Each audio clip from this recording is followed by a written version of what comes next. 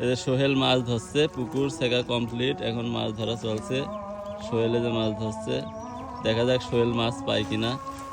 সোহেল, তুমি কি আশাবাদী যে তুমি একটা মাছ পাবা? একটা তেলাপিয়া ধরে চলে যাবা? আচ্ছা, দেখা যাক সোহেল মাছ পায় কিনা। নড়িয়েছে বলে একটা তেলাপিয়া। ওই সামনে কি দেখা যাচ্ছে হালকা? ও, এই যে মাছ ধরেছে একটা, একটা মাছ ধরে বলে বাসায় চলে যাবে। দেখা যাক কি হয়। আর সবাই চলে যাচ্ছে, এই যে মাছ ধরা শেষ। আজকের মতো মাছ ধরা মানে এই, আবার সামনে বছর যদি পুকুর থেকে সেই সময় আবার মাছ ধরা হবে। এই পুকুর এখন কাটা হবে, গাড়ি দিয়ে কাটার পরে তারপরে নতুন করে মাছ দেওয়া হবে।